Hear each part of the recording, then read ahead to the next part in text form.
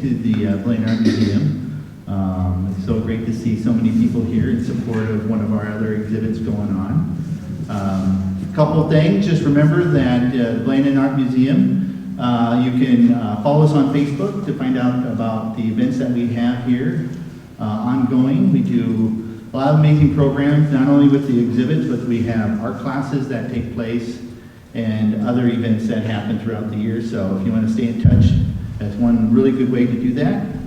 Another great way to do that is to become a member. And there's multiple ways to become a member. You can grab a pamphlet on the front desk or as you leave the east entrance, or you can go online and there's all the information there about becoming a member. And it's just one way that you can help support the Blaine Art Museum. There's multiple ways of supporting the museum. You know, one is attending events like this. We have these going on all throughout the year. So if you really like what you experienced here today, please come back. We usually have an exhibit or a reception for every new exhibit that we do. And so we have a couple coming up in February. And so I hope to see you all back in at least February when we do open the next exhibit that will be in this space. So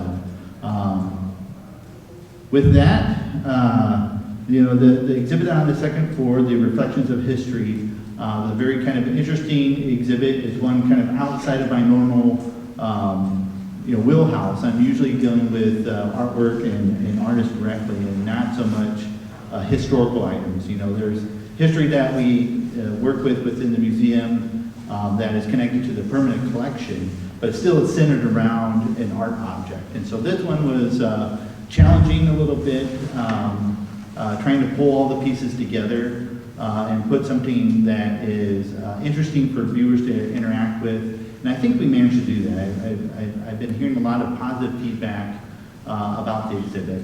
Also too, you know, I'm just one part of the exhibit experience. I've had other, my co-curators, Sherry Washington and Roger Natty, also help provide the images and the connection to the community and all that. So it's really kind of a team effort with the exhibit. So I'm gonna read something. I don't typically read things off the paper, so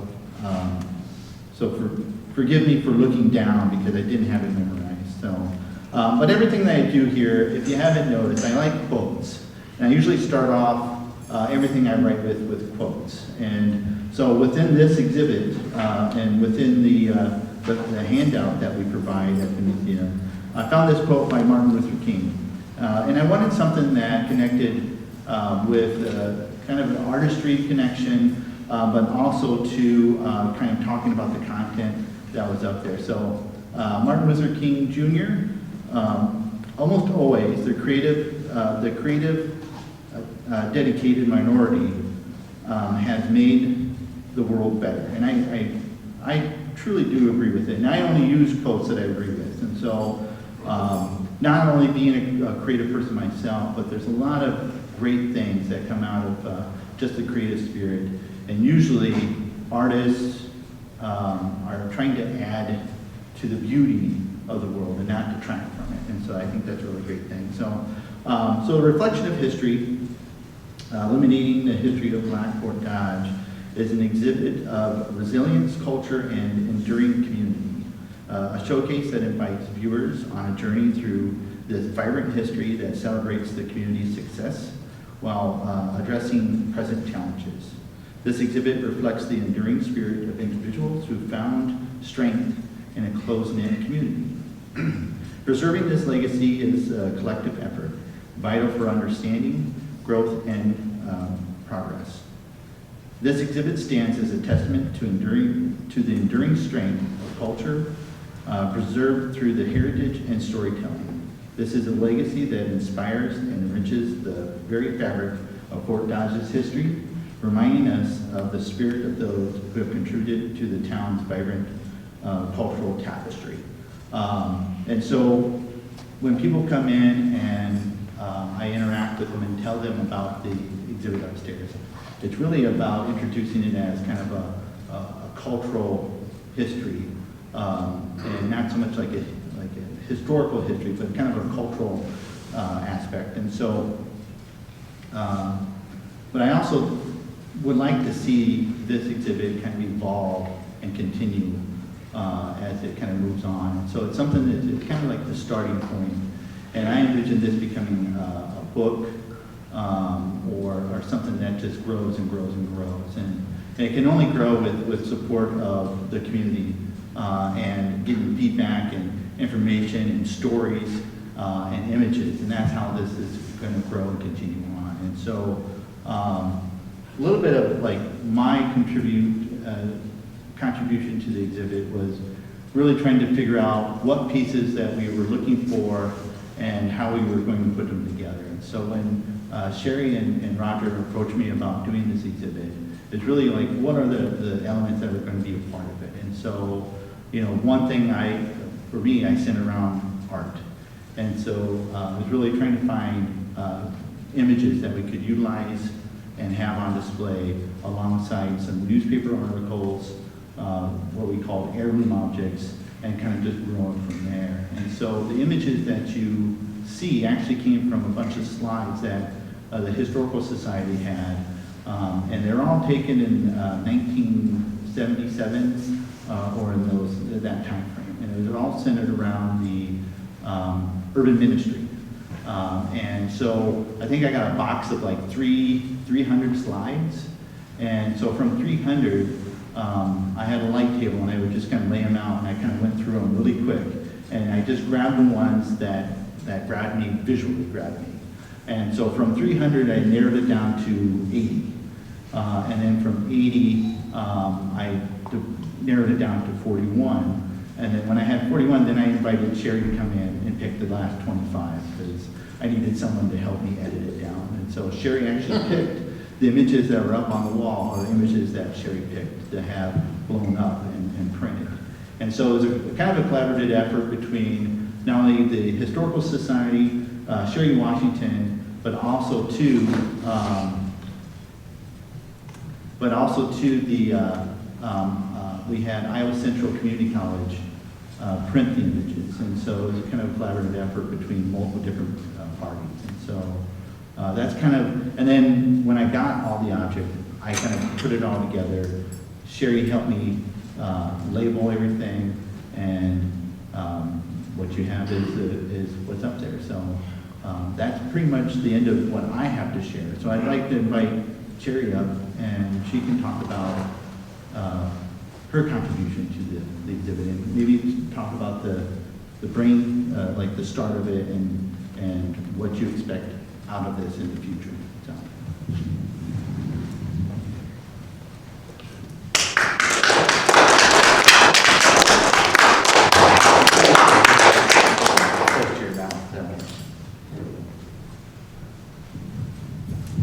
Okay, good evening, everyone. Hopefully you can hear me. I'm supposed to hold this a little close, so if it gets too close or not close enough, please let me know. But where do I start? First, I have to start with the community. Community and all the families that represent Pleasant Valley, whether they were African American families, whether they were Caucasian families, all the families that represented Pleasant Valley, whether you were African American or Caucasian, you rooted from Pleasant Valley one way or the other. You had relatives that lived there, you had folks who went to the Pleasant Valley School there, you have families that still live there, and you have a community, the Iowa Central Community Center College, which is still there as well. So however it happens, Pleasant Valley, I feel, is one of the roots of Fort Dodge. So with that being said, our African American community, you know, all the different families.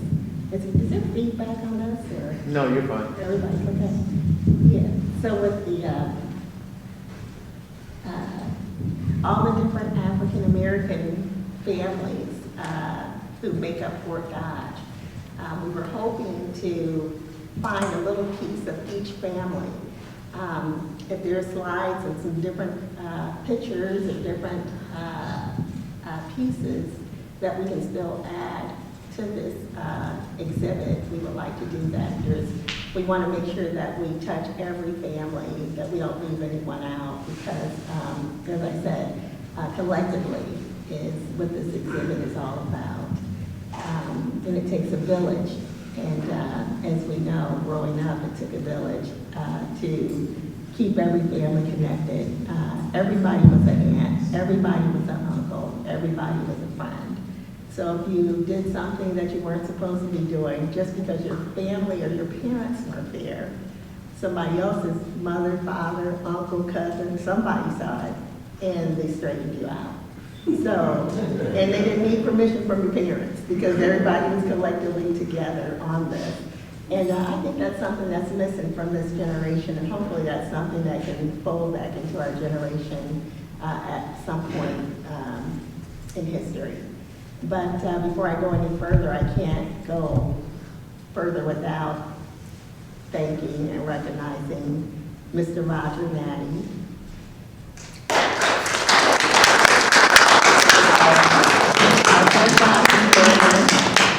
I'm hard of hearing, so you're going to have to forget. People next to me will poke me. Oh, if you can understand sign language.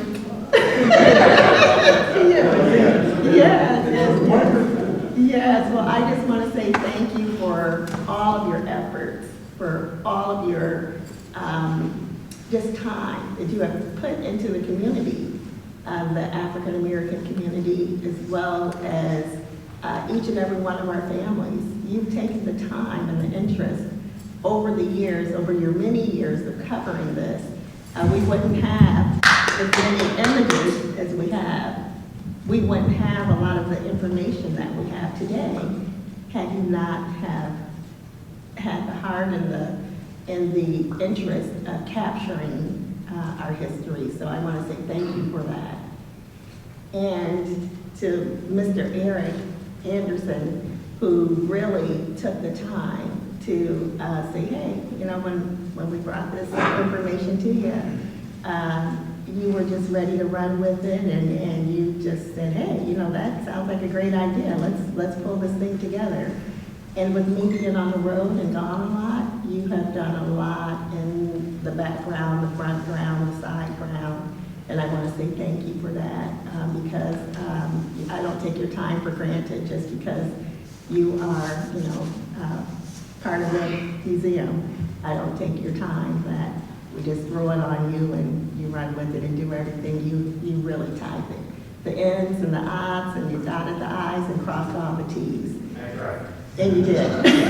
You did a wonderful job, so I want to say thank you for that. And my mother, Charlene Washington, I have to say thank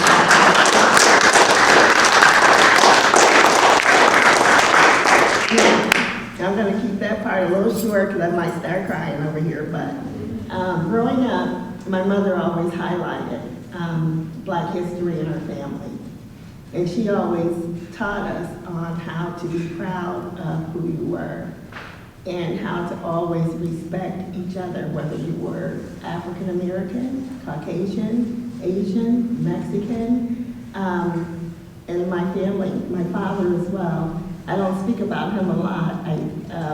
He was one of my best friends, and he was someone who traveled with me, and he was one of my best dance partners. And he was just a fabulous man and a wonderful man. And his fabric, along with my mother, is what made us, my brothers and I, into who we are today. And I just want to say thank you for instilling, if nothing else, respect, to respect each other. And never take for granted that someone has to respect you. A respect was earned. Respect is not something that's just given to you. You have to earn respect. You have to give respect in order to get respect. And that's something that my mother and my father taught us growing up. And so that's something we carry with us. You don't have to be respected, but you need to give respect in order to get it. And always try to be kind. And they always taught us love. So with that being said, Mom, I love you for all that you've taught and all your efforts into the Black history, because without that, I wouldn't have known what I know today. It would not have been as so important to me had you not have instilled that, both you and Dad. in us. But the foundation and the baseline of all of that was respect and love. You know, always to be able to agree to disagree. If someone doesn't agree with your opinion or what you like or what you may not like, it's okay. It's okay, but you still have to respect each other. You have to respect each other's opinions and lifestyles. And never look down your nose at anyone. Never think you're any higher or any better. Everyone's just as equal. So with that being said, there's so many families that are in here. Miss Terry's story, one of the best. If anybody knows anything about sewing or fabrics or any of that great stuff, or even designing and cake making, she is just very gifted. You're very, very gifted in that area.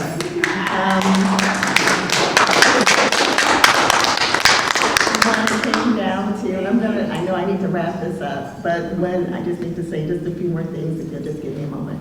But when it came down to arts and crafts and the different things that we learned through urban ministry and through our community here in the African American community, Miss Terry's story is a big part of that. She stayed in the background, but really her work should be highlighted. When it comes down to cake making or decorating, she knows how to take a piece of fabric or something and she can make it into a bow and tie it really quick. You're blowing my head up over here. Keep going. These are the things that she taught us as children. You know, you can take a piece of paper and a crayon, and she taught you how to be creative with what you had. You know, you never had to look at what you need. She showed you what you had, and that's how you were learning. She taught us how to make masterpieces out of what we had.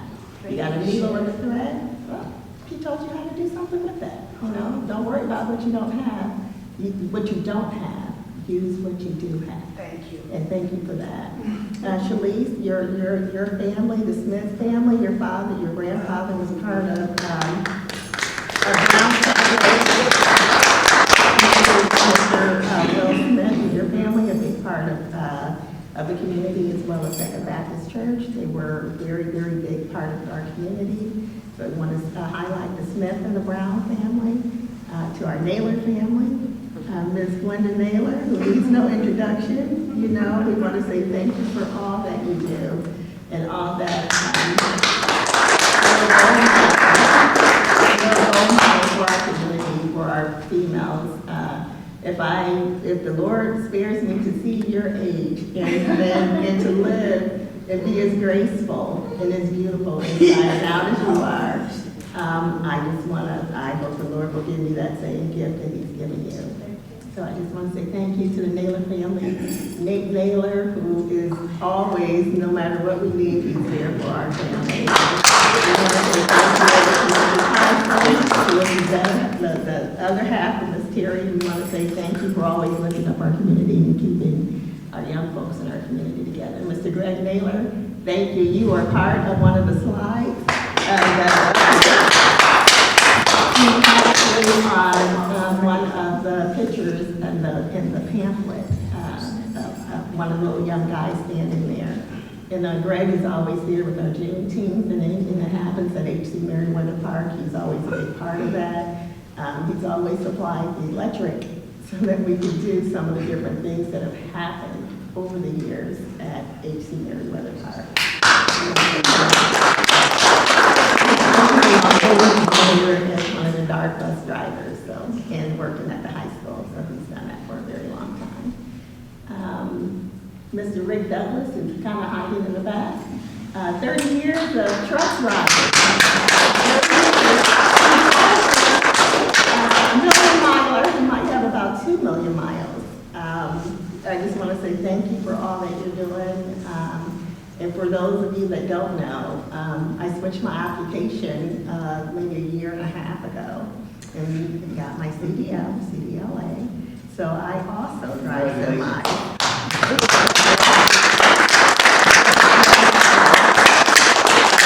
just want to say thank you, Rick, for giving me some tips along the way and encouraging me whenever I had a question regarding driving semi. I just want to say thank you for that.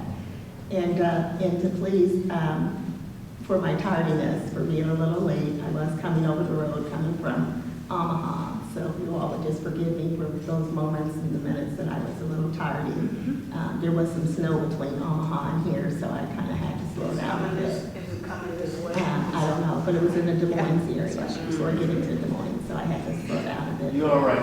You all right? Can I interject something? This lady, heels and holes, and then she's gonna trade that to step into a semi-truck? I'm like, really? I'm like, really? You're gonna get your heels and your holes, because I've never heard prancing around. But she's doing it more than a year now. I'm like, you go, girl.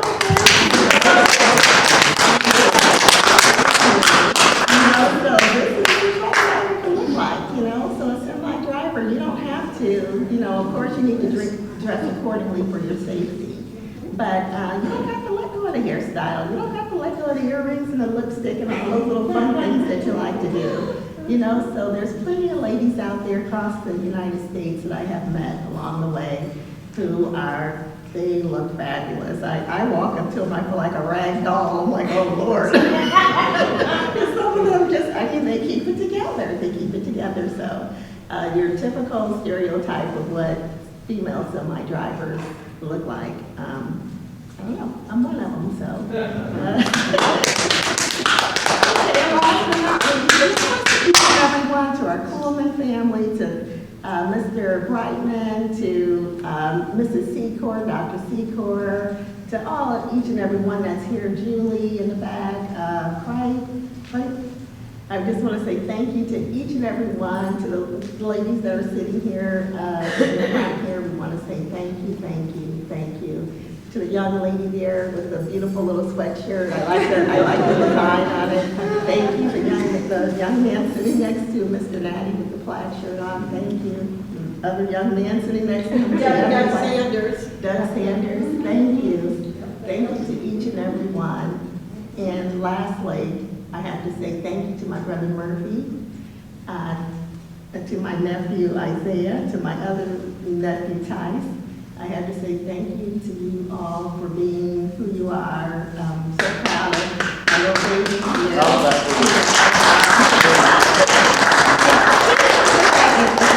Just a second, I'm sorry, then I'm going to let it go. I'm going to let it go. But Tice and Isaiah, if you would please, just come stand here for a minute. These little guys, come here.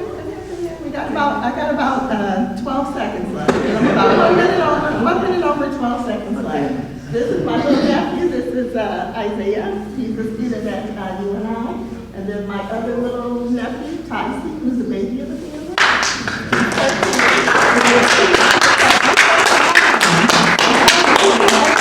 So and get those degrees. Make sure that, you just keep on keeping on, and they're both biracial, so what I like about them and want them to always know, embrace both sides. Your Caucasian family, your African American family, love them both, know them both, and I'm so proud that they do. So I just want to say thank you for that.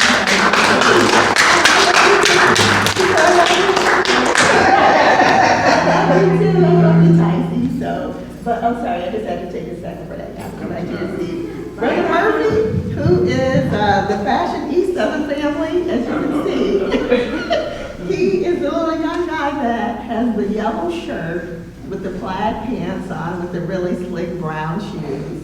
I'm sure part of that came from Dad. Dad was our Stacey Adams little dress-up guy. So he taught us a lot about appearance and always keeping yourself together as far as your clothes and your whatever. If you went to the store, still dress accordingly.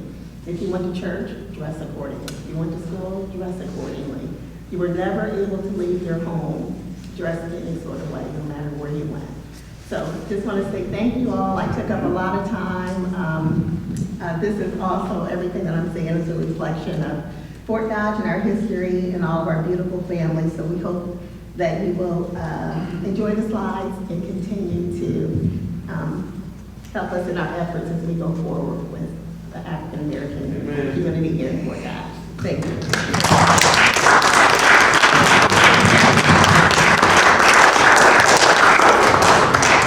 All right, well, thank you all again for coming. coming out tonight and participating with the exhibit. Just another reminder too, we record everything that we do here at the museum, and so the receptions and the art talks and all the talks we upload to our YouTube channel. So if you want to re-listen to the conversation that took place tonight, it'll be on our YouTube channel, which is just Blandon. You just type in Blandon Art Museum, and you'll be able to find it. And all of our talks are on that. And so you'll have to give me at least a week to do it, because sometimes it takes a while to upload to the internet. But what I try to do is I grab the phone, I throw it onto the computer, I transfer it to the computer, and then I have to edit it, and then I have to upload it to YouTube. So there's a process. So give me until next week. Christmas. You'll be up for Christmas. So again, thank you all for coming. There's plenty to eat out there. Please eat it, because otherwise I have to take it home with me. And also too, and I'm going to do a quick plug here. And so I don't know if you know Madai Taylor, but Madai Taylor came in the other day, and he has a friend down in Des Moines, and we're working on doing a documentary showing here at the museum February 16th. It's a Friday, and it's a documentary called, what did I say it was? We Are, hold on, I left it up there. It's We Are, Family? no, but it's a documentary about Afro-Cuban community and discovering their roots with Nigeria. And so it should be a very interesting documentary. And so the person that's bringing it up to Fort Dodge, I think he said he owns a West African restaurant in Des Moines, and so he's bringing that food up with him too. And so it should be a very interesting experience. And so put that in your calendars. I don't know what time it is going to be yet, but again, I'll put it on Facebook. And so again, if you're not following us on Facebook, please do, because that's where we send all of our information, and it's easy to get out really quick. And so please put the date, February 16th, on your calendar, and hopefully I'll see you all back then. So thank you again. Thank you.